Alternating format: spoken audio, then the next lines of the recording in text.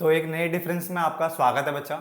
ये जो डिफरेंस है बेटा आपको मौद्रिक प्रेरणाएं, ठीक है, और दूसरा है अमौद्रिक प्रेरणाएं, ठीक है ना। तो ये डिफरेंस जो हमारा है मौद्रिक और अमौद्रिक प्रेरणाओं के ऊपर है, ठीक है, मॉनेटरी इंसेंटिव्स और नॉन मॉनेटरी इंसेंटिव्स के ऊपर। क्लियर है? मैंने तकरीबन तकरीबन कितने पॉइंट लिखे हैं? 1 2 3 4 5 6 7 7 पॉइंट है, काफी अच्छे से समझ में आ जाएगा, ठीक है ना। और इसके ऊपर कोई नोट लिखने को आ जाए तो आप प्लीज आराम से लिख भी लेना, क्योंकि इतना कंटेंट है तो बेटा लिखा जा सकता है, ठीक है ना। सबसे पहले डेफिनेशन पे बात करते हैं। अभिप्राय में क्या लिखा है मैंने कहा मौद्रिक प्रेरणाओं से अभिप्राय उन प्रेरणाओं से है जो प्रत्यक्षतः, प्रत्यक्षतः मतलब होता है डायरेक्टली, ठीक है, मुद्रा के रूप में होती है। यानी ये वे प्रेरणाएं होती है जो प्रत्यक्षतः मुद्रा के रूप में होती है अथवा जिन्हें मुद्रा के रूप में मापा जा सकता है, जिन्हें मुद्रा के रूप में मापा जा सकता है। क्लियर हो गया? क्या बोला? मौद्रिक प्रेरणाएं जो होती है, मौद्रिक प्रेरणाओं से अभिप्राय उन प्रेरणाओं से है जो प्रत्यक्षतः मुद्रा के रूप में होती है अथवा जिन्हें मुद्रा के रूप में मापा जा सकता है।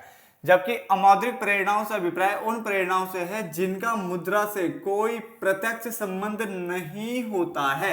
यानी मुद्रा से कोई भी प्रत्यक्ष संबंध यहाँ पे नहीं होगा। अन्य नाम की अगर हम बात करें तो इसको वित्तीय प्रेरणाएं भी कहते हैं। इसको जो है अमौद्रिक प्रेरणाओं को अवित्तीय प्रेरणाएं भी कहते हैं। क्लियर? पॉइंट नंबर 3, माप। इन्हें मुद्रा के रूप में मापा जा सकता है, ठीक है ना, जबकि इनको, इस वालों को मुद्रा के रूप में मापा नहीं जा सकता, तो नहीं मापा जा सकता। तो 3 पॉइंट मैं रिपीट कर रहा हूं, ध्यान से सुनना। क्या बोला मैंने कहा मौद्रिक प्रेरणाओं से अभिप्राय उन प्रेरणाओं से है जो प्रत्यक्षतः मुद्रा के रूप में होती है अथवा जिन्हें मुद्रा के रूप में मापा जा सकता है। जबकि अमौद्रिक प्रेरणाओं से अभिप्राय उन प्रेरणाओं से होता है जिनका मुद्रा से कोई प्रत्यक्ष संबंध नहीं होता। मौद्रिक प्रेरणाओं को वित्तीय प्रेरणाएं भी कहते हैं, फाइनेंशियल इंसेंटिव्स भी कहते हैं। जबकि अमौद्रिक यानी जो नॉन मॉनेटरी इंसेंटिव्स होते हैं उनको अवित्तीय प्रेरणाएं भी कहते हैं। अवित्तीय मतलब होता है नॉन फाइनेंशियल, ठीक है, इंसेंटिव्स, ठीक है। तो अवित्तीय प्रेरणाएं भी कहते हैं। माप, इन्हें मुद्रा के रूप में मापा जा सकता है, इन्हें मुद्रा के रूप में मापा नहीं जा सकता। क्लियर हो गया? उसके बाद देखने योग्य, इन्हें देखा जा सकता है बेटा, देखा जा सकता है। यानी मौद्रिक प्रेरणाओं को देखा जा सकता है क्योंकि इन्हें मुद्रा के रूप में मापा जा सकता है, जबकि इनको देखा नहीं जा सकता। इनको देखा नहीं जा सकता क्यों? क्योंकि ऊपर वाली लाइन, क्योंकि इन्हें मुद्रा के रूप में मापा नहीं जा सकता। समझ में आ रहा है ना? बहुत आसान सा है, एक बार में याद होने वाला है कॉन्सेप्ट, ठीक है ना।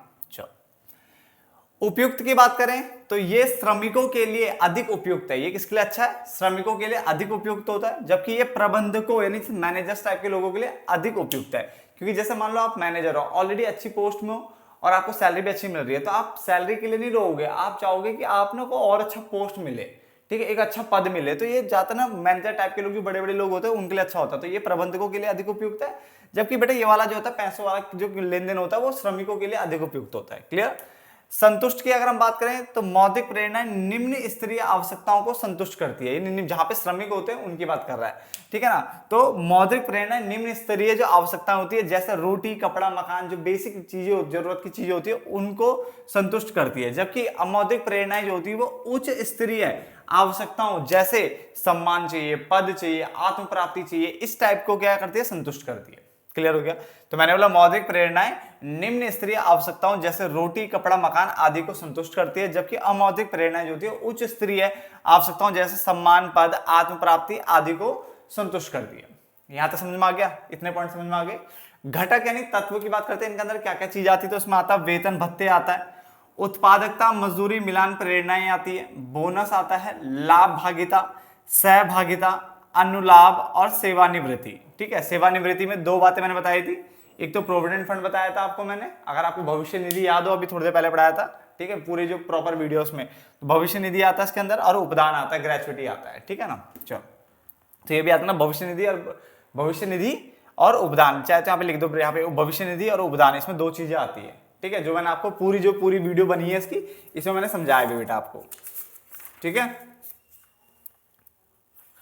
अब इस वाले की बात कर लेते हैं, अमौद्रिक में क्या क्या आता है। इसमें पद है आपके पास, संगठनात्मक वातावरण हो गया, कैरियर बढ़ोतरी अवसर हो गया, कैरियर बढ़ोतरी अवसर हो गया, कार्य संपन्नता आता है, कर्मचारी पहचान कार्यक्रम आता है, सेवा सुरक्षा जॉब सिक्योरिटी आता है, कर्मचारी भागीदारी ये आता है, और कर्मचारी सशक्तिकरण आता है, यानी कर्मचारी को क्या ज्यादा पावर्स देना, शक्तियां देना, स्वतंत्रता देना, ये सब चीजें इसमें आती है। क्लियर है? तो एक बेसिक सा डिफरेंस था जो मैंने आपको पढ़ा दिया है, होप सो आपको समझ में आ भी गया होगा। ठीक है, नोट डाउन कर लो बेटा।